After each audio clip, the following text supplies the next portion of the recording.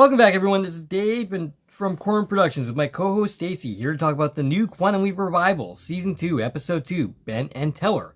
The episode's description reads as follows.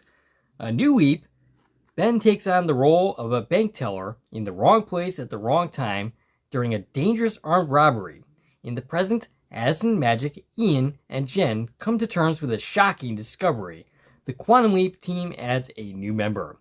The episode was directed by Kristen Windle. This is her second stint on the series. Her first was last season's Ben's Song for the Defense.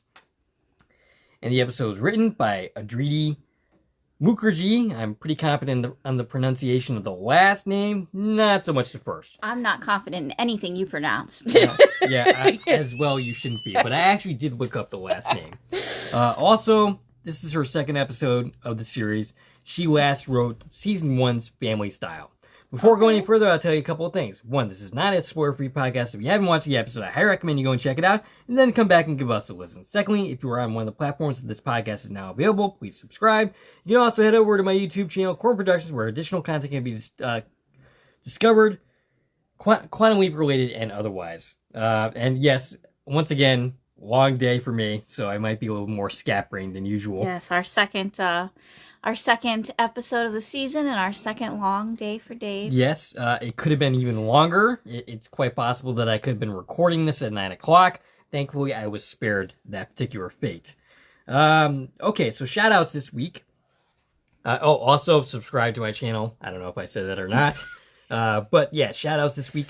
Kelly M. had a birthday on October 1st. She turned 28 years old. Happy birthday, Kelly. And to think I knew her when she was 27.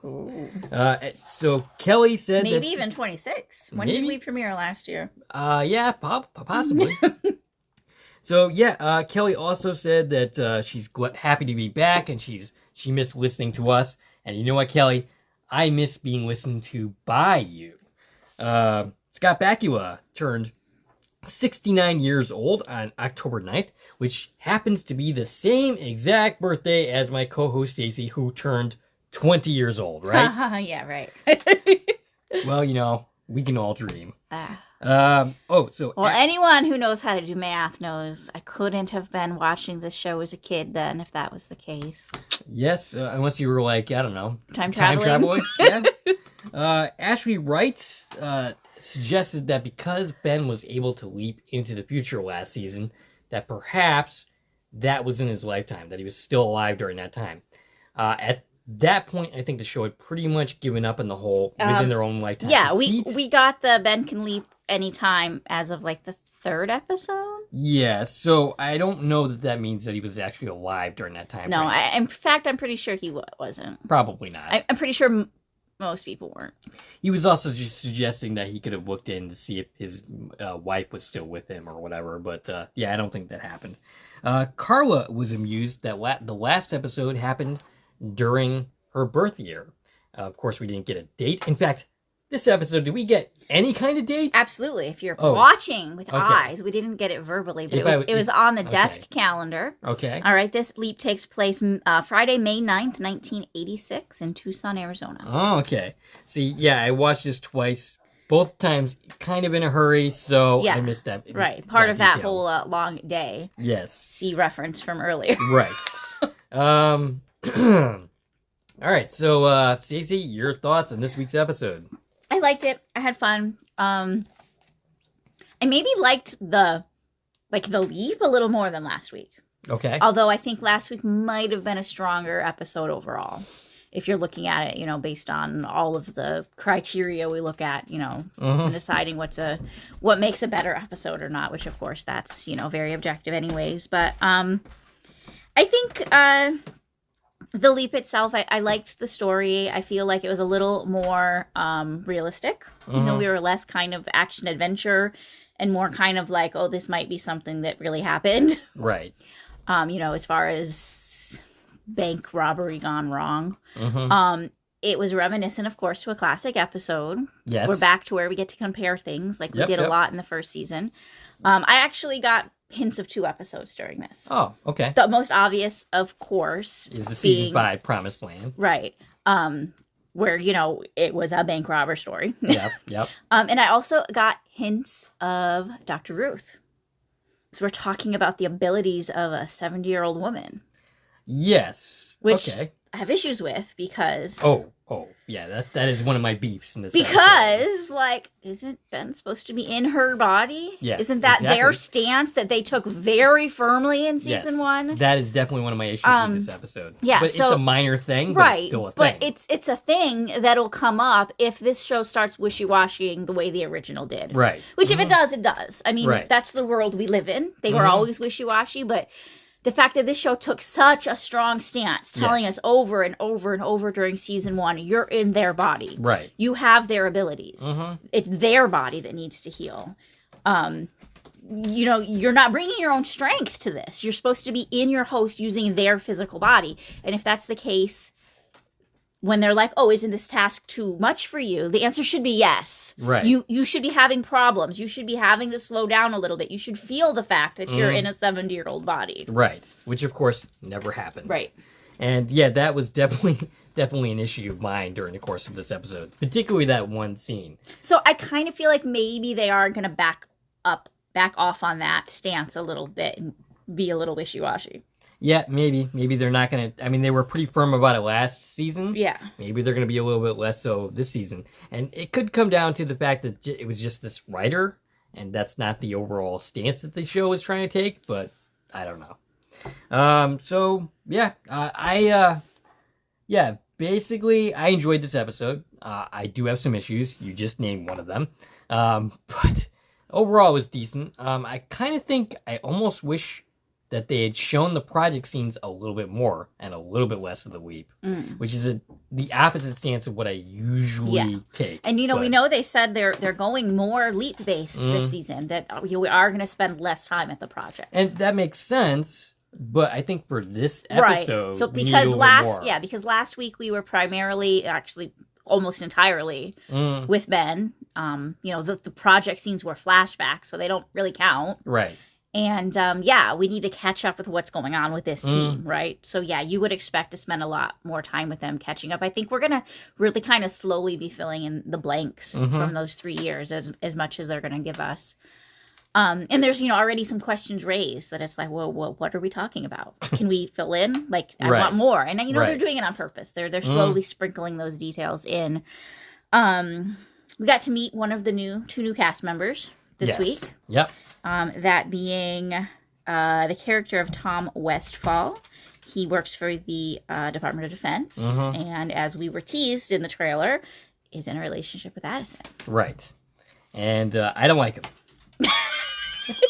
Well, okay, so I mean, that was my stance from, like, when we saw the trailer. I was like, yeah, this isn't, nope. They're trying really hard to make us not hate him. Yeah, and they do a really good job of trying to make me not hate him, but I don't like him. Yeah. So Tom is played by Peter Godot, and he has appearances in both Yellow Jackets and Silo, two shows that have been highly recommended in our circles. Yeah. Neither of which I've managed to watch yet because I don't have either of those services. Of the two, Yellow Jackets is the one I was the most intrigued in checking out, and I have yet to do that. Yeah. I have so many subscriptions I'm paying for. Right. And we're so busy with so many series. I just haven't gotten to either of these. But they're both ones that are on my, you know, someday I'll watch these list. Right. And he also was in Once Upon a Time in Wonderland, which was a spin-off of Once Upon a Time. Yeah. Which is something we've talked about a lot in our podcast, because Once Upon a Time is the same universe as Lost. And so that's come up a lot. And then, of course, Once Upon a Time in Wonderland is also the same universe. He played played the main lead male named Cyrus in that series. All right. So anything else before we just dive into this thing? Well, we might as well also announce while I'm doing cast people that our special guest star this week is Janet Montgomery. Oh, okay. So did you look into her? Yes. Okay. So one of the things that I noticed, actually Carla mentioned that she was in New Amsterdam, but the biggest thing for me is she was in 6 episodes of This Is Us. Of course. As Olivia. You didn't recognize her? She does not look like... It's the hair. She doesn't look like Olivia at all. It's the hair, the attitude. like, okay, so Olivia on that show was kind of hated by the fan base. Yeah, She was I didn't like her. She was one of Kevin's first One love of interests. Kevin's one of the many loves of yeah, Kevin Pearson. Yeah, and the fandom pretty much did not like that particular character. I never loved her. Yeah, so I'm like, when I actually looked into her, I'm like, what? You got to be kidding me! I knew who she was going into the episode. Gotcha. But yeah, she's. I don't even recognize her from New Amsterdam, and I didn't watch that show like all the way through. I watched maybe half a season of New Amsterdam, and then I kind of lost interest in that. You know, it's a medical drama, right? And I was also still watching The Good Doctor at the time, so I didn't need, right. I didn't need two of them. You're not a big medical drama. No, fan I mean, anyway. I watched House. I like House. Yeah. And I watched, like I said, The Good Doctor. I did end up giving up on that eventually too. I'm too busy. I'm too busy to have a dozen shows I'm watching at once. Right. Yep. So, you know, the ones we talk about and certain ones take precedence and other things just kind of go on the back burner eventually. Right. Eventually we'll catch up with everything. But yeah, she was in New Amsterdam and This Is Us. So NBC's been kind of using that in their advertising. You know, Janet Montgomery, welcome back to NBC. And I feel like that's what they're doing with their guest stars. Like the same thing they did when they brought, what's his name? Kevin. Justin Hartley. Justin Hartley, thanks. When he guest starred in an episode last year. You know, it was the same thing. Like NBC's bringing in their guys, you know. Right. Yeah. And she also played in the TV series Salem. She was Mary Sibby in that series. Okay. All right.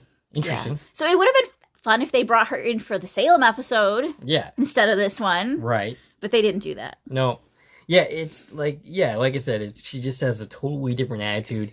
I probably would not have recognized her if I hadn't known going in. Not to mention she's using an American accent, whereas in that show she was more like a Cockney kind of accent. Yeah, well, she's British. Right.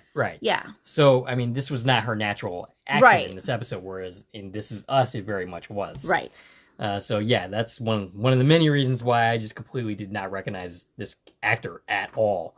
And that wig was pretty convincing, I guess. I mean, maybe that's her real hair. I don't know. But, yeah, so anything else? I know.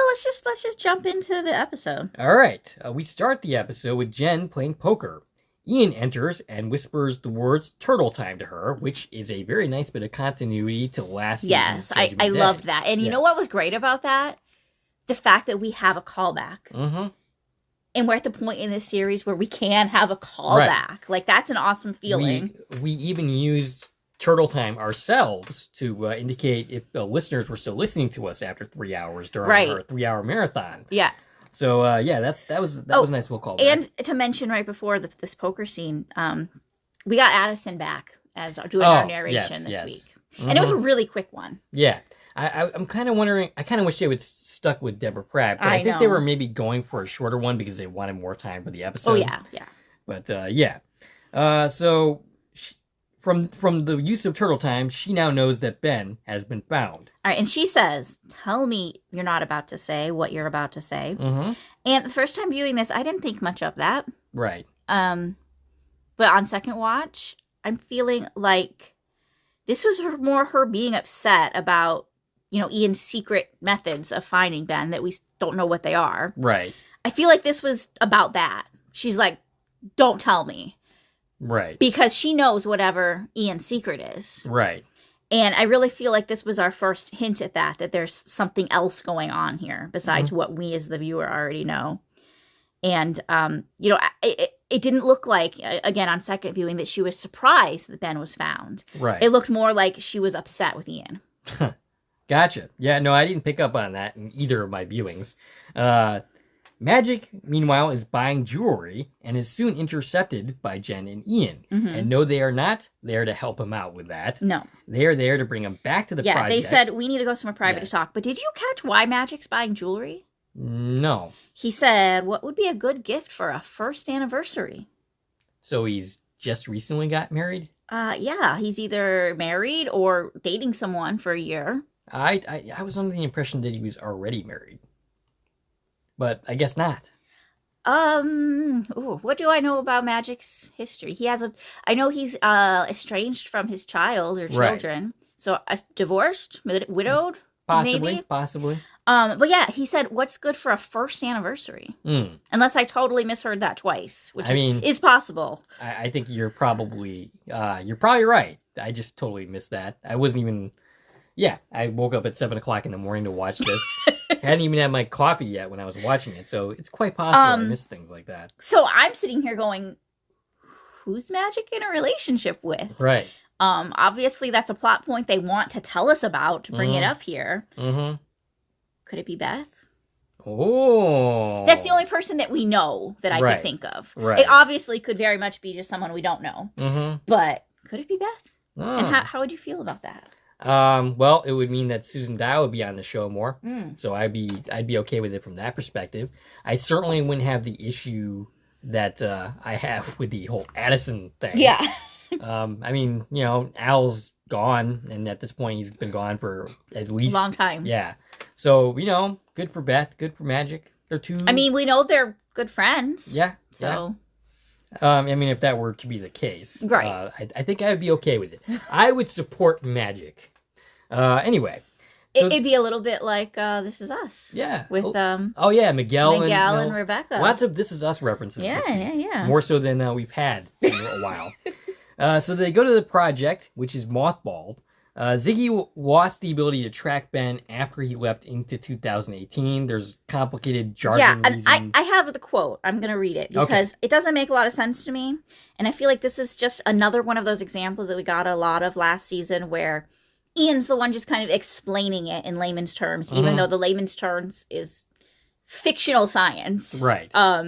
So what they said is when Ben left into 2018 and he entered the machine as a host, it scrambled Ziggy's ability to predict the gravitational pull of his leaps, fracturing any semblance of control that we had over the system. Yeah, and I don't know what that means. I can't decipher it, which is why I put it word for word in my notes, because I don't know what they're talking about. And after you reading that quote, it makes even less sense to me. Something to do with the fact that the Ben's host body, so the younger Ben in 2018, went into the machine. Yes. Is what caused the problem. Okay. But didn't that day get deleted? Yes. And in that same instance, isn't that the same instance where Magic went into it and then died? Right. And that didn't happen because it was deleted. Right. So why is this an issue? I'll translate this for you. Technobabble, technobabble, technobabble. Yeah, so according to them, it's been 3 years for them, but for Ben, it's been nothing at all. Nothing at all. And the project's been closed for 1 year out of those 3. Yep. So after, I don't know. I don't know that we get to that in this scene or maybe not. But basically, after that 2 years was up, they declared him dead, or at least the Pentagon. Pentagon did that. Yeah. So, yeah, that's all when they're telling Ben okay. this. Yeah. Okay, so we'll talk about that later then. So yeah, Addison has moved on, and Magic says that she shouldn't get the news from, or that rather Ben shouldn't get the news. The news from them, and he goes and calls Tom. Right. Off screen. Initially, I thought that call was going to Addison, and I was still thinking. He said we shouldn't be the ones to tell her. So yeah, during this scene though, what we got is Magic was like, "No, I don't mean how did we lose him. Right. I mean, how did you find him?" And Ziggy... He's like, I know how we lost him. I mean, we didn't know Magic, thanks. Ian was filling us in, not you. Right, exactly. But this was another example. Ian's avoiding that question. How did you find Ben? Right. Like, they very intentionally were answering the wrong question. And the answer that was given, was... that Ian snuck in after after the project was shut down 1 year ago. They snuck in and turned on a single computer for Ziggy to scan for Ben, and said it should be a 1 in a trillion chance that it worked. Right. But it did. And we know later that's not the whole truth. Right. And if you look at this scene, you can see Jen totally giving him the side eye through this whole thing. I'm going to have to rewatch that. I'm definitely going to have to look for that more. Yeah. Like, throughout the whole episode, every interaction between Jen and Ian, she's, like, whatever this is, it's hitting her hard. And I'll talk about that when we get to that scene, but it's quizzical to me what's happening with them. We definitely should talk about that some more, for sure. So Ben leaps in as Lorna Chavez, having just been informed that it's been 3 years since the project has seen him. He has a very impatient customer that's he's waiting on, and after finishing with that customer, he puts up the next window sign and then sits down.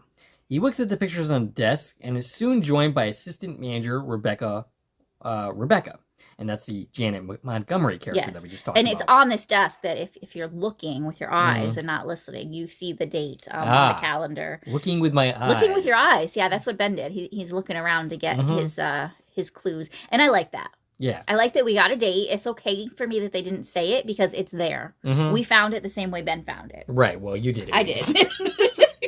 And again, that date was Friday, May 9th, 1986. All right. So, at this point, who's taking care of the customers? There's a lot of people just waiting. Yeah. This is worse than a D&B. Manager comes by to give him crap about like, hey, the get back to work. Yeah, basically. Yeah, and Rebecca told us that Ben's host just finally became a grandma. Yes. And that's what those pictures was all about. Yep. And Ben's a grandma. First for him. Yeah. First for any of our leapers, I think. Oh yeah, probably. Is Dr. Ruth a grandma? I don't know. I mean, probably. I'm not sure that I'm all that interested in going to look and find the answer to that. She's still alive, I think, too, isn't she? I have no idea. Oh, yeah. Anyway, I feel like that has to be wrong. That she's not alive? She was pretty old. She was pretty old. What was that, 1991-ish? 1991, so she would be even older now. A lot older, because we're old. Right. But not Dr. Ruth old. Okay, so, yeah. And basically, Rebecca picks up on the fact that something's wrong. And, he says that he's just gotten some bad news. And no, it has nothing to do with his new grandbaby. That it has something to do with friends. Yeah. She then spots her brother, Sean. And she talks about how, he's had a tough life. He's probably here just asking for money. Yeah, they've got a strained relationship. Yeah. She's like, the only reason he could be here possibly is to ask me for money. And it turns out to be more true than she realizes. Yeah, he's definitely here to ask for money. Yes. Actually, more like demand money, but... he is one of 3 men who very quickly hold up the bank. Yes. And Ben says he's actually here to ask for all the money. And this is where we need a catchphrase. Right. This is where our oh boy would be. Mm-hmm. Ben still doesn't have one of those. Nope. He just has a pithy one-liner, I guess. And credits. After the credits, we see Addison doing some training exercise. Yeah, she's in full combat gear, and this was, I had seen this in one of the promo photos. It looks like she's in some active mission, right? But then we find out, no, she's just running this training session. She's soon joined by Tom, her now boyfriend, and is informed that Ben has in fact been found. And he's very sensitive about this whole thing. And you know what? I still don't like him. Now, during this conversation, also, we learned a couple things. We learned that Tom and Addison used to be together at Fort Rucker. Okay. And we learned that they've known each other for at least 13 years. 13 years, jeez. So they're telling us this on purpose. It's like, this isn't just some dude she just met off the street. They have a history already. Right. 13 years, so 10 years before our leap.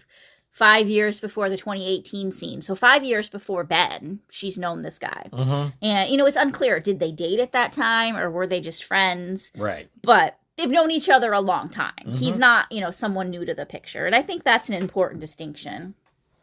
So, that's good to know. Back to Ben, the robbery in progress. The leader of the robbery, named Gans, points out that Ben put a dye pack into the bag, which of course Ben did not do that on purpose. Ben's just filling the sack with money, and there's these like stacks that have dye bags to catch robbers. Right. And basically Rebecca's like, hey, she's old, she doesn't know what she's doing. In this case, it's Ben has never worked here before, really, when it comes down to it, and he has no idea what he's doing. But either way, she saves him. Right. Rebecca takes the dye pack out. They're like, okay, gee, we did it, and they usher all the customers into the lobby. Addison, meanwhile, is realizing that Ben is alive, and she's conflicted about going back. And I have a note here that I can't read, so... Let's see what my notes say. She learns the rest of the team's at HQ. She's like, am I supposed to be there? Are they waiting for me? She doesn't know what to do with herself. Like, she's really moved on with her life, right? The project is so far in the past for her that she can't even contemplate this situation happening. Right. Like, she had buried him. He was dead. She grieved him, and now he's back. And she just can't compute that personally or professionally. And she asks Tom, what do you think I should do? Should I go? Right. Of course you should go. You at the very least need to see him and tell him. Right. You're just going to leave him hanging forever? Right. Yeah, either way, she kind of has to deal with the situation. Yeah. And this is when he kisses her hand, they embrace, and this is the moment, if we didn't already pick up on it, like, we're confirmed, they're together. So if that hadn't been spoiled in the trailer, this is the moment that you would learn this. Maybe they're just really friendly and kiss each other's hands. No, it was a pretty intimate moment. I mean, before that, you could have just been like, oh, he's a good friend. But no, they're together. Meanwhile, at the project, we're informed that 8 people died during the bank robbery. The imaging chamber is back online, and Ian ends up going to the past to talk to Ben. Ian appears voice only until they make a tweak and Ian ends up appearing. Yeah. Now, why did this not work at this point? Because it was working before. Like, last week, the imaging chamber was working. Well, yeah, that's true. They had said they had just got the tracking system back online. And, I mean, whatever Ian was doing last week obviously isn't the normal protocol. Okay. So they're just getting all of the systems up and running that have been turned off for a year. All right. And haven't been synced to Ben for 3 years. So yeah, there's a little something. And also, you know, it's Ian going in. Right. So I think they have to make adjustments anyways each time they change the person. Maybe. But yeah, so when Ian's, the visuals connect, Ian's standing like on the inside of a counter and Ben's like, oh, move over a little bit. It was a very Al-esque moment. That they didn't do very much last season. No, they didn't. And I loved it. It was like, oh, you need to move. And then Ian's like, okay, and like punches into the hand link and scooches over. It was very, very like much a nod to the types of things that we used to see with Al. And I think that was great. This whole time, like, it felt humorous. Like seeing Ian, and I'm not going to say take Addison's place. I'm going to say take Al's place. Okay. Because Ian has more of an Al atmosphere talking with Ben, like they're best friends. Right, yeah. And I loved it. I would love to see Ian take over more of these responsibilities. Absolutely. I was on board with maybe seeing less of Addison in the imaging chamber and more of some of these other characters. Yeah, I mean, I'd love to see them all take turns because that was great when they did that. But the only time, you know, Ian ever got to do it was on the airplane. The Friendly Skies You know, episode. It was sitting in the cockpit. And that was great and all, but they didn't really get to, like, do a leap, you know? Yeah. And it's pointed out a few times during this episode, Ben's like, you need to get better at this observer stuff. Right, yep. I just thought that whole setup was just great. I enjoyed that part of it. So Ian fills him in on what happened once Ben went missing, which was basically, they searched for him for 2 years, the project was shut down, the government declared him dead, which, okay, the government declared him dead, but why are they assuming that he is actually dead? And that's a part I have a problem with. So one of the things I said, like in my Facebook group last week, after, learning that twist, seeing the trailer for this week,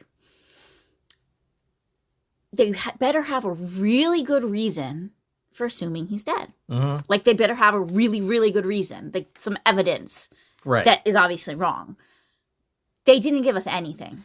Yeah, so basically, they shouldn't be considering him like dead. They're his friends, his people that are intimate with the project. Right. Shouldn't be considering him dead. They should be considering him missing. MIA, basically. Right. And, okay, so after 2 years, they all gave up, and Ian is the only true friend that Ben has, because he's the one who kept looking for him. Well, and that's the thing. Like, and I think we talked about this a little bit last week. Sam was missing for 30 years. Al was looking for him until he died. Yeah. Magic started the program. like, off the books reason was to find Sam. Right. But we're just completely giving up on Ben after 2 years. I get that the government cut funding. Yeah. And you had to shut the project down. Mm-hmm. I would have expected all of them to still be working off the books trying to find him. Mm-hmm. Doing research in libraries, looking for references, looking for, messages. Right. Janice. Right. Janice had a whole freaking imaging chamber set up. Right. Why are we not doing that? I mean, maybe some of this is what involved, what Ian did do, but clearly the rest of the team wasn't working with them. Mm-hmm. It's total. I mean, Addison had completely moved on. Yeah. And I think that makes it worse, that there wasn't really, like, a reason that they think he's dead. Oh, well, he's just gone. Tough luck. Yeah. I feel like it was too easy to just assume he's dead. Right. For them. Mm-hmm. And, all of this also indicates the step that kind of got skipped here, which was the government didn't even know he had leapt. Yeah, that's let alone, like, missing. Right. Like, that was a secret. Nobody Right. knew about that, So, other than that one lady. The government had reasons for this project to be in existence in the first place. So Ben goes missing, and they're just like, meh, I guess we're just done with this project then? Right. Like, I don't get it. Like, what, didn't they have other reasons to continue the project? Right. I don't understand why they shut it down. That they didn't even know he had leapt, and then they must have told the government that he leapt. That, I forget what she was, a major or a... Something. That lady, you know who I'm talking about. Yeah. Congressperson. She was a congressperson. Whoever she was, she knew. So is she part of this? Like, are we going to get some more flashbacks to kind of fill in these gaps? I feel like there's gaps. Right, yeah. I hope so, because this can't be it. This is kind of why I wanted to be a little bit more at the project in this episode, is to get filled in a little bit more on, the details, to make this make sense. Yeah. So far, we're not there yet, but maybe we'll get there. All right, so... Oh, and Ian sung Amazing Grace at Ben's funeral. Oh, that's good to know. Yes, yeah. That is good for someone to know what was sung at their funeral. Ian tells him that he needs to get the robbers out of there before the cops get there, because otherwise those 8 people are going to die. Ben informs the robbers that the police are on their way, but the head robber, Gans, still wants what's in the vault. Right, because they only got $8,500 from the drawers, and it's Friday payday. They know the bank has more money than that. It's in the vault. The 3 robbers kind of all argue about this, because he had told them 5 minutes in and out. We're just taking while they're arguing, you hear the sirens approach. So it's already too late. And Ian seemed pretty like, this is it. If you don't get them out now, it's too late. Nothing you can do. And, so we hear the sirens. Gans fires a gun in the air, telling everyone to get into the pit, and that everyone that isn't on the floor within 4 seconds is getting a bullet. There's a pregnant lady that Ben ends up helping out by giving her a bag to breathe into. Rebecca insists that Sean isn't like this. You mean he doesn't regularly have... Oh, that's another thing. That's a problem I have. Okay. Why aren't any of these robbers wearing masks? Yeah, they are not hiding their identity at all. Right. Everybody knows who they are. What is their plan after they leave this bank with the money? Are they going to some island or something? Because otherwise they can't go home. Yeah. Like, Sean has basically already been identified. Right. And like, we know Gans's name. His name's out there. I didn't catch the third guy's name. No, I've never heard that guy's name. But yeah, they're not wearing masks. They're not doing anything to protect their identity. Even in the original series, Promised Land, they wore masks. They wore masks. Everybody knew who they were, but they still tried to hide their identity. Yeah. That was the thing, is like they at least tried in that episode, even though they completely failed. And to be fair, in that episode, they kind of characterized them as kind of stupid. Yeah. So, I mean, that tracked. But here, I think these guys are supposed to be smart. But anyway, Ian ends up insisting that they need to talk, but of course Ben can't in this particular situation. The phone rings. No one answered it in the original timeline. No idea why not. Yeah, no one answered it, and that's why the police stormed in and 8 people ended up dead. Right. So Ben ends up answering it, despite Ian's and initially the robbers' protest. Yeah, like, that's not what I meant. What did you mean? Right. What did you expect him to do? Right. If you're telling him if no one answers the phone, 8 people are going to die, of course he's going to try answering the phone. Ben negotiates the release of the pregnant lady and some other person that was injured. It was a security guard that was injured. Guard, okay. Yeah, and that's probably a good idea from a robber's perspective, to get the security guard out of the room. Oh, yeah, absolutely. Gans goes and talks to the bank manager to get the code. I said get the cold in my notes. Yeah, my notes have a lot of typos this week, too. He says he doesn't remember, so Gans ends up breaking his hand, and the manager just passes out. Yeah, he passes out. That tactic did not work. Right. Gans goes to Rebecca instead and asks her. He brings in Sean. Rebecca tries to get him to not do this, being his sister, but Gans is so basically, he is not moved by this. So he ends up pointing a gun at her. Gans is like, wait, no. He said, I'm not going to make you shoot your sister. Yeah, I'll just do it myself. For a second there, it seems like Gans is going to be a decent human being, but that doesn't last very long. So Ben ends up stepping forward and saying, I have the code. Yeah. Even at this point, he very much does not. He doesn't, but he very maybe unreasonably assumed that they were going to be able to give it to him really quickly. Right. Ian is surprised by this and is like, you do? And Ben's like, yeah, I do. And like, oh yeah, the project. The big computer, Ziggy. Yeah, Ian's on the wrong side of the screen. Right. Okay, so back at the project, Jen says to Magic to turn around so she can find the code on the dark web without Magic getting arrested if she happens to be caught. And Jen does indeed manage to find the code. Ian starts to give it to Ben, but he winks out because the project people have been caught by the government. Yeah. And one thing I have in my notes that just from a minute ago that I wanted to mention is, like you said, he had sent the pregnant woman out. That was also a callback to Promised Land. The same thing happened. They let the pregnant woman go. So Ben ends up guessing the wrong number multiple times. Twice. So there's like 10 numbers, right? 0 through 9? Yeah. That he could guess for the last number because that's all he needs. Right. So he has a 30% chance at... No, wait. So he's already guessed 3 numbers, or 2 numbers. He's guessed 2, so... 8. So 1 of 8. So he has, like, not very good odds of picking the last one. And Gans is like, hey, look, if we get it wrong and this thing locks up, I'm going to shoot you. Right, because we're told after 3 attempts, it's going to permanently lock us out. And Ben blames it on menopause. Yes, his hands are sweaty because of menopause. At 70, though, it's a little late for that. I guess. But Ben ends up managing to get it right. Did you catch what number? It was 3. Right. So, what was the significance of that? He calls on Addison for good vibes. He says, I need some good vibes. And he puts in 3, which is Addison's favorite number. Okay. And it worked. All right.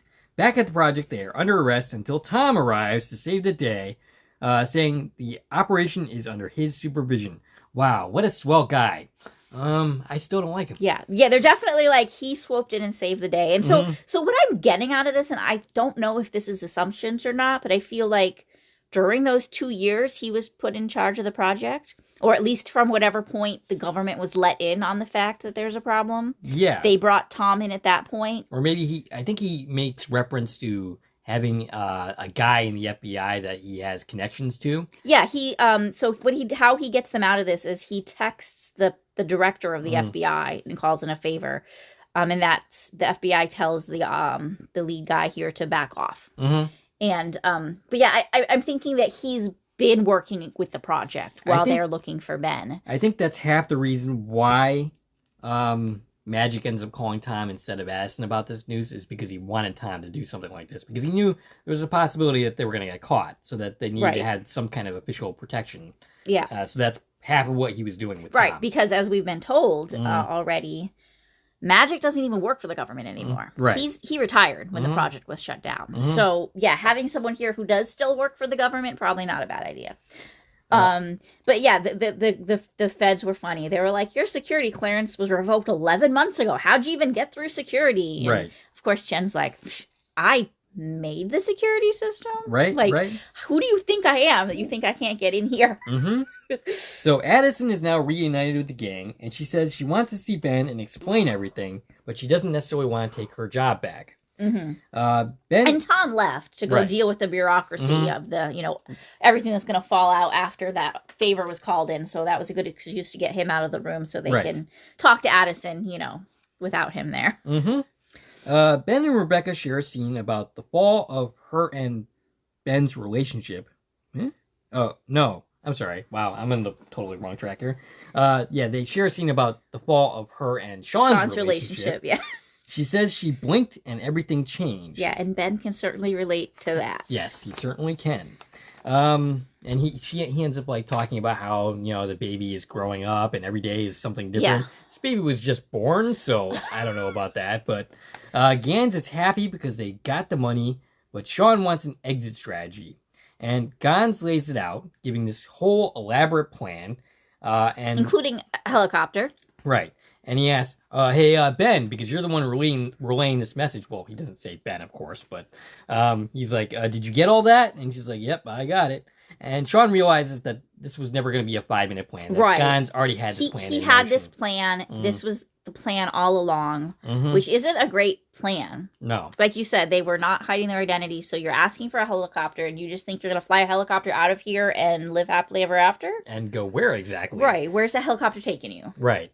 Yeah, anyway. And do you know how to fly a helicopter? I mean, I hope so. Oh, that'd be really embarrassing. Because he's like, yeah, some other robbers did this a month ago. Okay, but do you know how to fly a helicopter? If he doesn't, that would be really embarrassing. You know, like, oh, wait, I got a helicopter. All right, I got it. Yeah. Oh, shit, I can't fly this thing. Well, I guess I'm screwed. All right, so the project is back online. Get the monitors come back on. Yeah. Yeah, it's like this project's slowly turning on, right?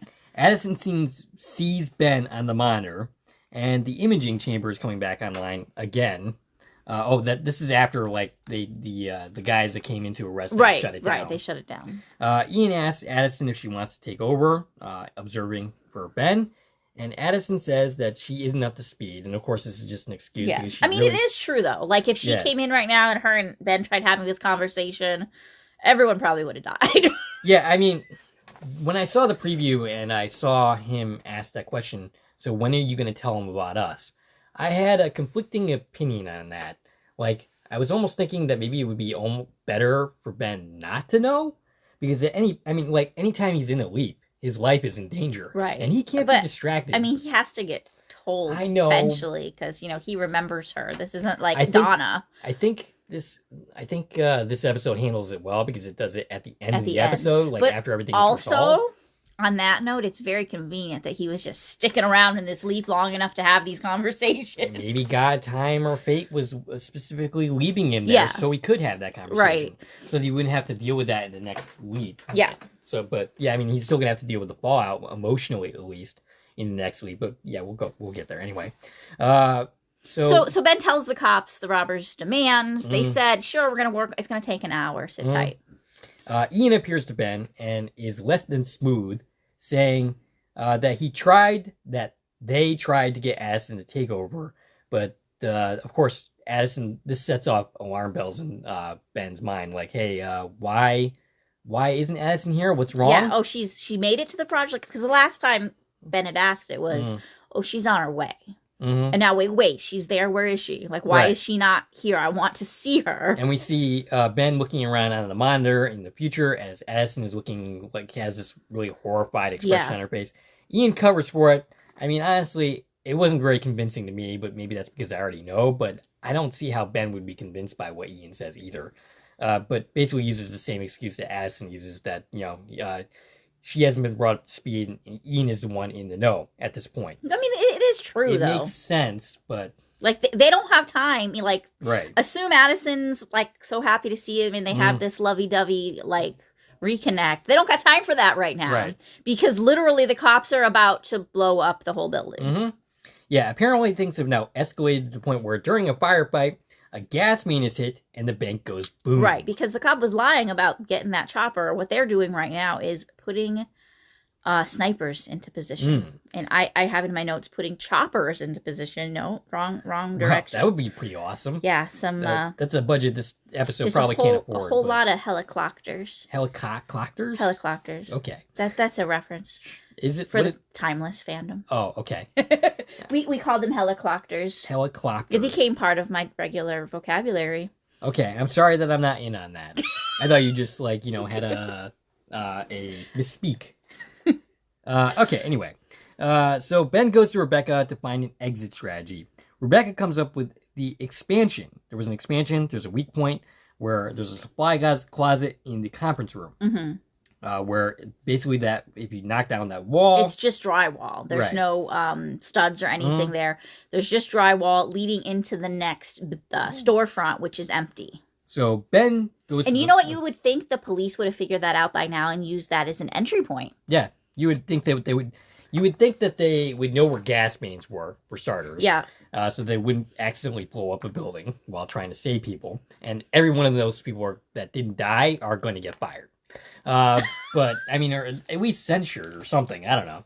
Then again, it's like, you know, like in all the action movies, they always blow things up and nobody ever gets in trouble for that. But yeah, you would figure that they would have the schematics of this place and know the ins and outs of it. Right. And know that there was an expansion. And know, even if you don't know that wall exists, you know the place next door is empty. So you should already be in there. So Ben goes to the robbers and says there are snipers on the building, giving Ben the opportunity to suggest a conference room. Well, yeah. So he makes them decide, right, that it's in their best interest to move people. And they're like, hey, is there any room with no windows? So Ben was using some good reverse psychology here to get the robbers to move everybody. Although, if you're the robber and you know they're snipers, wouldn't you want to keep all of the hostages in front of the windows because they're not going to shoot the hostages? Yeah, I'm not really sure. Okay. Yeah. But, yeah, it's a good point. Gans locks them in there. No supervision of any kind. Ben goes to work, does things that an old lady shouldn't be able to do. Right. This is where we get into that point of, you know, this is, we've been told over and over last season that Ben is in the body of these people. Yeah. And not like it was with Sam where he was leaping in his own body. Right. So he should be like gasping for breath. Every time Ben got hurt, they were like, oh, it's a good thing it's not your body. You're not going to feel it tomorrow. Right. But yeah. So yeah, Rebecca even says, like, do you want me to help you with that box cutter? Like that looks a little strenuous for you. And then he not only doesn't take that little bit of help, but he also just ends up kicking the wall. The wall in. And he's like, he says, I do Pilates. Right. I'm sorry, but 70-year-old women are not kicking walls down. No. So yeah, they're in this particular instance completely abandoning what they told us all last season. Yeah.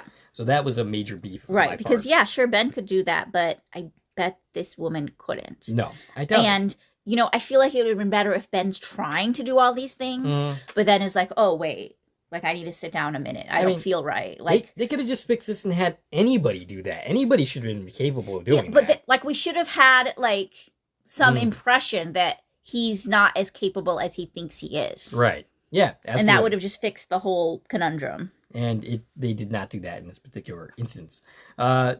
So not Ben and Jen.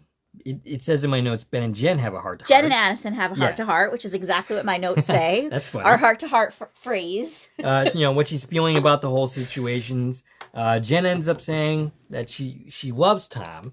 All of them do. I don't. Yeah. I don't love Tom. Again, they're forcing it down our throat. Right. All of these people have a relationship. They know each other. We were told they played games together on New Year's Eve. Well, I wasn't there for any of those games, so, you know, sorry, I didn't get a chance to love him yet.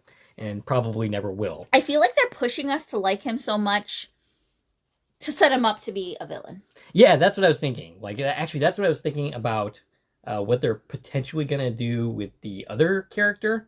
Is that they're going to have... Hannah? Yeah. That they're going to make her, like, a love interest for Ben. She's going to be all sweet as pie. And, yep, she turns out to be evil. One of the evil leapers or something like that.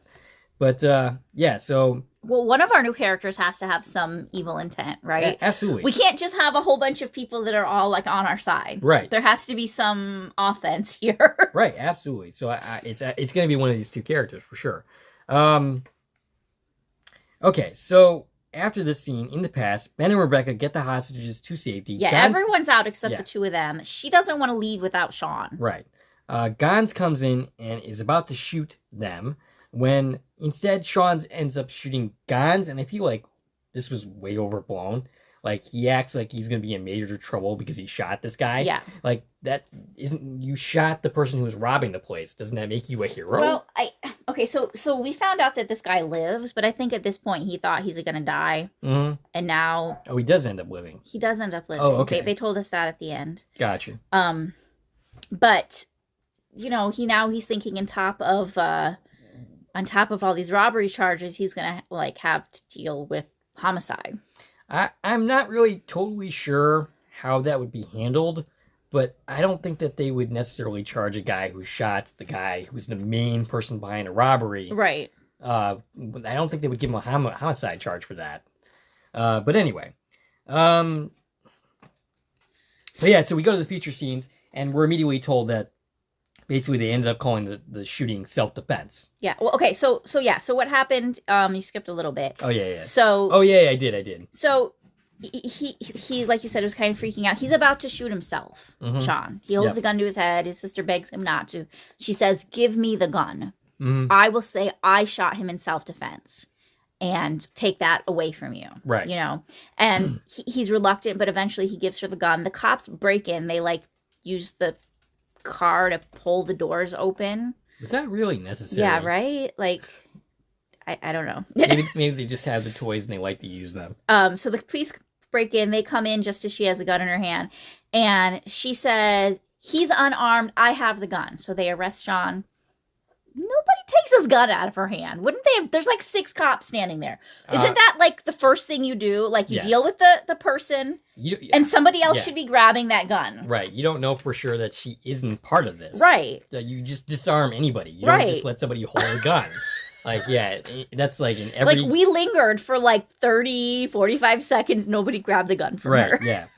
So yeah, like you said, we then go back to the project. Ian tells Jen that Sean refused to let Rebecca take the charges, but it was ruled self-defense, even coming from him. Mm-hmm.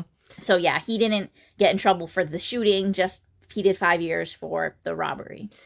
Jen ends up calling out Ian on a secret, wanting Ian to tell the group how they actually found Right. Ben. What is She's going like, on here? drop the innocent act. It's just the two of us now. Because yeah, this is the first time they've been alone together in a scene. Right. And she tells Ian, "You need to tell Magic and Addison what you did. And How you really found Ben." What do you think that means? I'm what did Ian do? confused. Okay. Jen seems really angry Mm-hmm. about it. Now, if it was like some high-techy thing that Ian did, Jen would be proud of that, Mm-hmm. right? Yeah. She'd be like, amazing job. Mm-hmm. If it was like involved breaking the law, you know, like, oh, it was something shady you did, something illegal, Jen wouldn't have a problem with that. No. She wouldn't would have not. a problem with that. And she wouldn't want them to tell Magic and Addison. Mhm. She would want to protect their innocence. So if they don't know, they can't get in trouble for it. Right. She would not be saying you have to tell them if the thing is it was illegal. Right. She would be doing the opposite of like, okay, we both know, but nobody else is going to know about this. Right. Instead, she's like, they have to know what you did. Right. And she's angry with Ian. You have to tell them. I mean, the only thing I can think of is maybe like Ian's like leapt around or something to find him It's or possible. something. We know Ian does Right. do that eventually. Right. Yeah, what did Ian do? I'm so like curious Right. because the way that Jen is responding to this Mm-hmm. feels out of character for her. Right.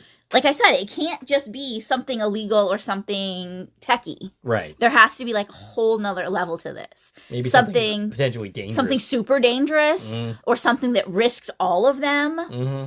Did Ian go change something in their past? Right. Like, Maybe Ian initially died. I'm sorry, not Ian. Maybe Ben actually did die in the original history, and then Ian went back and somehow changed that, and that's how he knew where Ben was. to find Ben because they caused it to happen somehow. Like I want to know what Right. this is about, and it Mhm. better be something that makes sense. right, yeah, because they're making a big deal out of it, and I'm very curious about this. Tom and Addison share a scene. Addison can't just walk away. She doesn't want to feel responsible for something bad happening to Ben, and Tom is understanding. He's sensitive. Yeah. So basically, He's being... after all that, she's Yeah. like, "I'm gonna take my job back. Yeah. Like I'm gonna help him week after week. I have to." Everything about this guy says, I'm a good dude. I still don't like him. Anyway. And this is the clip that we had seen in the trailer Right. where he's like, "I support you. How are you gonna tell him about us?" Right. Yeah. So once he was like, "How are you gonna tell him?" Addison's response is, I'm not going to have to tell him. He's going to know as soon as he looks at me. And that's not technically how that ends up playing out, but it's mostly how it pretty plays out. True. Yeah. Like, but also it's because she was acting super weird. Right. So she goes in to see Ben, and instead of saying anything personal to him, she goes into like, you know, I'm telling you the history of all these people, and here's how the outcome went, and being very stoic about it. And it's like, okay, great. Hello. Right. She, yeah, I mean, it's pretty clear that she's trying to fight off tears. And, you know, initially when Ben first hears her voice, his back is turned to her. And, you know, when he hears her voice, he starts laughing out of almost relief. And then he turns around and he starts talking to her. And eventually he sees it. He absolutely does. He's like, he knows something's wrong. And then he very quickly, it just dawns on him. You can see it in his face. And the moment he realizes, he's like, oh. It's been 3 years. You thought I was gone. Yeah, and he keeps saying that. Yeah, you thought I was gone. This is a beautifully done moment. It's amazing, the acting that he managed to pull off, because you got it all. Right. Without hardly any words. There was so much said between those lines. Right. And you really believed that this person just realized the love of their life has moved on without them. Right. And yeah, like I said, beautiful moment there. He looks totally crushed. Right. And then he leaps. Yep. And for the second week in a row, no leap out. Right.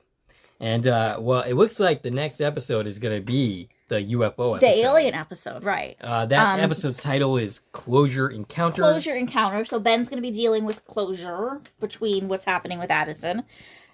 This is the one where in all of the trailers we get references to Area 51. They're alluding to aliens or UFOs. We're yet to see if that's really where they're going, but we're going to be in or near Area 51. He's some kind of an agent. Yeah, the episode description, which I managed to get from Spoiler TV, reads as, now a government agent, Ben investigates unexplained extraterrestrial activity. After a mysterious incident in New Mexico, 2 young girls' lives are on the line. Ben meets Hannah Carson, who may be more than she appears. Right. So yeah, this is the episode we're going to meet Hannah. And you know, this is one of those moments where I'm happy we don't have screeners. Because we don't know what happens next. And if we knew what happens next, we couldn't sit here and postulate what happens next. Right. So for the fact that we don't know, allows us to talk about it. Hannah's being introduced in the Alien episode. Right. Who the heck is she? That's a good question. I'm not sure what the character she's supposed to be here. But my guess is because she's going to reappear. Right. She's a regular cast member. So she's definitely some kind of leaper of some kind. I mean, I remember, you know, when we first were talking about these new characters, we had said, okay, either she's a leaper. Right. Or she's someone Ben continues to meet throughout history. Now, that would be interesting, too. That would be interesting, but because he leaps anywhere in time, and we've already seen, like, the spans of where he's leaping this season, I don't feel like that would work. Like, we wouldn't have enough opportunities to run into the same person over and over. Right. It would have to be within her lifetime to make any kind of sense, which could, you know, span decades, sure, but, well, I mean, how old is this character at this point? She looks pretty young. But also, I feel like if that is the case, they wouldn't have spoiled us by telling us already that we're going to meet the same character over and over. Right. I mean, maybe they would. I don't know. But yeah, it leans more to she's a leaper too. Or she's somehow in places she shouldn't be. Right? The same way a leaper is. Whether it's like the same type of thing or not. She's out of time as well as Ben. Maybe she's a hologram. Maybe. I mean, she is dressed in period costume in the scenes we've seen her from in the trailer, but maybe she just dresses up for where she is. I mean, Zoe did that. Right. When we first met Zoe, she sure looked like she blended into the 60s where we were at. That was actually a beautiful misdirect in that episode, the first time we encountered them. Yeah, right. It just looked like a friend of Connie's at the time, so that was beautifully done. I'm thinking that she's going to be our evil character. That she's going to sucker in Ben into some kind of romance. Yeah, and that's what I had suggested is maybe we're making room for Ben to have a romantic interest now that Addison's moved on. One thought I had once I realized this was happening the same time as the Area 51 is I sure hope they don't make her an alien. Yeah, that would be interesting. I don't like that. A recurring alien character. Yeah, like in that, Quantum Leap, no, that's a I little bad sure place. hope that's not what this is. Right. We know what the Cro-Mags did to Sliders. Yeah, okay? yeah. that went down pretty quickly. And that was Network's insistence on having a regular villain. I hope that's not what it is, but I had this thought, like, could that be what this is, since this is when we meet her? I sure hope not. Well, I hope it's not Cro-Mags, that's for damn sure. I don't want this to turn... I don't like alien stories. I don't want this to turn into a week after week, there's an alien in our leaps. Yeah. And I don't think that's the case, but it just hit me that could be the case if we're meeting her in Roswell. Well, you know, it's funny. Or not Roswell, but Area 51. I think the scenes that we saw of Hannah and Ben connecting were from this episode. And it seems like Ben's getting the news about, you know, his fiance moving on with her life. And, he you know, after 3 years, and he's going to do it after 2 seconds. Because he's going to be romantically interested in her right away. I don't think it would happen right away, even if that's where they're putting her. I think it'd be more like, oh, somebody I can actually talk to. Because, so like a connection. Yeah. So it won't now, start in that description that you read, I was just remembering, where did it say this takes place? New Mexico. New Mexico. Okay, so now I'm confused because that's why I said Roswell. Roswell's in New Mexico, but in all of the previews that we've seen, they've mentioned Area 51. Which is, well, that's more like Roswell. Isn't that Roswell, Area New Mexico? 51, Roswell's in New Mexico. Area 51's in Nevada. Oh, okay. So they can't be both in Area 51 and New Mexico. So someone just mentions Area 51? Perhaps. I sure hope they don't say Area 51's in New Mexico. I always thought Area 51 and Roswell were right next to each other, and I learned that they're not. One's in Nevada and one's in New Mexico. Well, you, I'm sure, got a very good, vivid example of how bad I am at geography. So, yeah. So, yeah, I feel that I misspoke by saying Roswell, but then I'm like, wait, no, maybe it's not Area 51 because it said New Mexico. Or the person who wrote that doesn't know. Yeah, quite possibly. I don't know. But again, we haven't seen it yet. So once we see, we'll have a better idea of that. And also, there's a clip of Ben, like, on a table. Yeah, like, it is looks he like he's dead? It looks like he's like an autopsy. Yeah, table it looks or like something. he's a corpse. That's Or an alien. That's what one of the things made me think that he was leaping into Right. an alien, is because he looked like he was on an autopsy table and they were having an alien autopsy or something. Yeah, like, what's he doing on a slab? Yeah, maybe the person he's leaping into actually is an alien in disguise of an agent. I mean, that's possible, I guess. Yeah, I'd rather have that than have it be Hannah, a character we're supposed to meet over and over. But yeah, it looks like a fun one. I'm kind of surprised they didn't save this one to make it air closer to Halloween. Yeah, I figured this would be like a later episode in the season. So we're going to be on, what, the 17th? 18th? 17th, when it airs. Right. You know what's probably going to be the Halloween episode? The Salem one. Maybe. That makes sense. I hope that one of them lines up with the week of Halloween. Right, yeah. That makes sense. You know, obviously, we had a great Halloween episode last year. I love that one. Yeah, that was one of my favorite episodes from season 1. And because the show, like, airs during the fall, like, you have to have a Halloween episode. Right, yep. And I thought it would be this one, but we're, like, maybe 2 weeks early. So I don't know. Okay, so I had one theory. Okay, let's hear about what, and this just hit me today. Maybe the theory is not the right word, but one possibility that I thought of. What if the whole thing with the 3 years, and I'm using the word fate here just for lack of, I don't know what else to call it, whatever's controlling things. Fate, God, time, or fate. Yeah, that. So what if fate kept Ben lost for 3 years because there's like some time-breaking reason that Ben and Addison cannot be together? Okay. So once he saved her life and was on course to come back to her, fate took him away and made these 3 years happen specifically so that she would move on to keep them apart. Now, could it be that he was like stuck in some kind of time void for those 3 years before reappearing on the map? Maybe he was abducted by aliens for 3 years. Perhaps, maybe. And maybe that's why they couldn't find him, is because he was in space somewhere on some kind of spaceship. Yeah, maybe Hannah had him for 3 years. Maybe. Maybe that's where we're going with this. But yeah, like I was thinking, like, they're destined to keep finding each other. Mm-hmm. And this other force has to keep rewriting history to pull them apart. Mm. Because, I don't know, the thing that comes most to mind is, like, they have a child right in the original history. Like, the original history before any time travel. Mm-hmm. They have a child, and that child's, like, the next Hitler, or is the cause of this apocalypse that we're trying to unwrite now. But every time this force tries to fix things, they still end up together. In the end. Mm-hmm. All right, that's interesting. And, they fixed it by causing Addison to get killed while leaping, but now that was fixed, and now he was going to come home to her, and they were going to be together again. So now, again, this force, whatever it be, whether it's an actual human interference or fate or whatnot, you know what the problem with this coming is, though? in and pulling him away. The problem is God, fate, time cannot speak for itself. It can't explain itself. It can't be like, well, this is why I'm doing this. Like, so, yeah, who would speak for God, time, or fate to get us this explanation?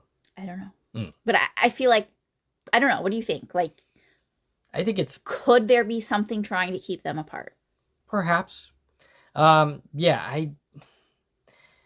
I'm not really sure. So I kind of like the more I think about it, I kind of like the idea that maybe Ben did originally die in his new leap. Yeah. And then that's why they assumed he was dead, because he was actually dead. And that Ian went back in time to save Ben and rewrote the history. And that's the thing that Jen is mad at him about. Right. I kind of like that theory. Yeah, I can see that working. Mm-hmm. I don't know that we could, like, explain all that in the few episodes that we have. The news we're getting about the writers, or rather the actors. Yeah, okay. So yeah, let's address that. So the writers, on the good news front, is the writer's contract is officially official now. Right. It was speculatively official last time we talked about it. It is, the ink is dried now. 99% of the guild voted to ratify the contract. It is a done deal. The actors, on the other hand, those talks have fallen through. Yeah, so they have, they are no longer at the negotiation table as of when we're recording this. I've seen statements from both sides, or at least statements representing both sides. And basically what I gathered from, and I didn't read a lot, but I read a little bit about it, is that the AMPTP is saying that the actors are being unreasonable. They are making demands way above and beyond the deals that they cut with the directors and the writers. And they don't understand why the actors are being unreasonable. The actor's stance, this is based on a statement from the from SAG-AFTRA, is that the AMPTP offered them a deal that was worse than their original offer before the strikes began. Okay. So I don't know what's true in any of that. Right. But what I do know is they're nowhere near making a deal. Right. They're nowhere near even talking to each other as of today. They both are not in the conversation anymore. Yeah, that does not bode well for the rest of the season. And before this news broke, it seemed like things were good. They were talking, they were negotiating multiple days a week the last 2 weeks. Right. And now we're learning that those negotiations are not moving in a positive direction, and now they've halted completely. Right. Which isn't great. No. It's not great. We're probably going to have an 8-episode season. Yeah. That's the way it's leaning.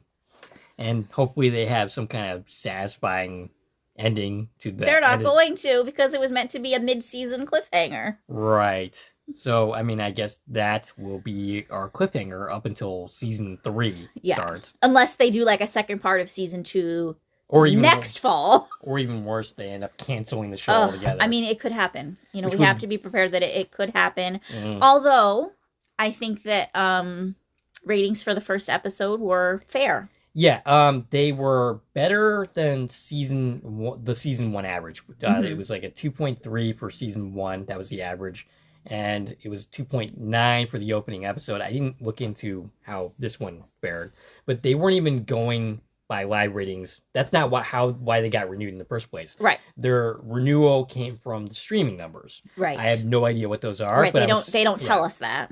So, but at one point they were advertising that it was the number one show on Peacock, number one streamed show. So during its season run. My guess is that with the live numbers being higher, because it's the only game in town at this point, that the streaming numbers are also pretty good. Because a lot of people are still saying that they wait till the next day to watch it streaming. Right. A lot of people don't have any access to cable. I'm included in that. Yeah. So my guess is it's still pretty good streaming wise. Right. I feel like it was a solid opener. We didn't get the news like, oh wow, nobody watched. Right. My groups have been pretty active. My Facebook group. I wasn't as busy live tweeting as I was a year ago while watching this show, just because there's a lot going on. But I feel like people are talking about it. Yeah. I feel like there's still people learning that it came back that didn't even realize the season started. Right. So I think we're going to see some catch up happening. I don't know. Our numbers, I feel like our numbers dropped from last season for this series. They did, but they're still pretty solid. Yeah, but we're only in our second episode, so we'll see. We'll see. I mean, we didn't get as much views, but our watch time average and our watch time hours were fine. They definitely aren't where they were. Yeah. And that's, a little disappointing. Well, but I'm just trying to use that as, are people caring about this show? Are people caring about us? And that's we have plenty of loyal listeners. Yes, hello to all 5 of you. You're right. They come back week after week and leave comments. We love you. Right. We do. We absolutely do. Yeah. So, okay. We released that episode pretty late. Yeah. And that might have affected our numbers as well. So I'm thinking that was definitely a factor in why we didn't get as many views. Is it because we're releasing our episode 48 hours after it airs? Right. As opposed to when last year we were releasing it like 18 hours after it aired. Yeah. What do you guys think? If you're still listening to us an hour and 15 minutes later-ish, we definitely want to hear your opinions. So you're those 5 people that listen to us every week, and you listen all the way to the end, and we thank you so much for that. Do you click on the notification that you get from Quantun Productions as soon as it pops up? Does when that drop make a difference to you? Or are you coming here regardless? Right. And I mean, that's really not actually that helpful because these are the people that listen to us every week. But what do you think? Do you think it's affecting more the fact that it drops late at night or more days after the episode? Like, should we be dropping these on Thursday nights or Friday afternoons? Yeah, I was thinking about trying to do that. It's like moving it to Fridays earlier. Right. And we'll see. You could absolutely try that and see what happens. And I don't know if it makes a difference. Right. I really don't know. All right. Do we have any thoughts about this episode or this season? I think we covered the episode, the season. I'm excited to see where we're going. We have only 6 episodes left. I know. That's really sad. We just got back. How did this happen? I know. And as far as Quantun Productions, we've got a lot going on. So we're going to cover all the rest of these episodes. We are now covering Sullivan's Crossing, which is airing on the CW. It airs in the same time slot as Quantun Leap. So we're actually covering that one very delayed. We're hitting it almost by the time the next week's episode airs, but that's okay. And let's see, we're in the middle of our talks of Under the Dome. We're going to be continuing that series. We're doing that more on a seasonal basis than episode by episode. We still got From rewatches to do. We still have From conversation going. So if you're looking for some show recommendations, those are ours. Check out From on MGM Plus. Check out Sullivan's Crossing on the CW. And again, we're revisiting Under the Dome. That's an older show, but plenty to talk about. Yes, even though there's not a lot of new TV coming out right now, there still seems to be a lot of new TV to talk about. Right. Yeah. It's exciting stuff. Yeah. We've got a lot going on. So let us know what else you watch. Do you watch any of these other shows that we talk about? I know a couple of you watch multiple shows that we talk about. Right. Yeah. All right. Well, we would like to hear from you. Stacie can be reached at. I can be reached on Twitter, X, Instagram, and Threads at TVN Coupon Talk. If you like us, if you like this video, if you like us, you like us, let us know. If you like this video and want to support the channel, there are a number of ways to do so. You can follow me on Twitter at Core Productions. You can join one of my Core Productions Facebook pages. You can buy me a coffee, which is a new way to support content creators such as ourselves. And you can buy a cool new product from the Corn Production store on Zazzle. I'm sorry, I'm at the end of this thing and I'm losing it. We have a bunch of new cool products there, which is courtesy of my co-host Stacie. And of course, you can like, share, and comment on this video, as well as subscribing to our channel. This is Dave and Stacie from Quantun Productions signing off. Bye.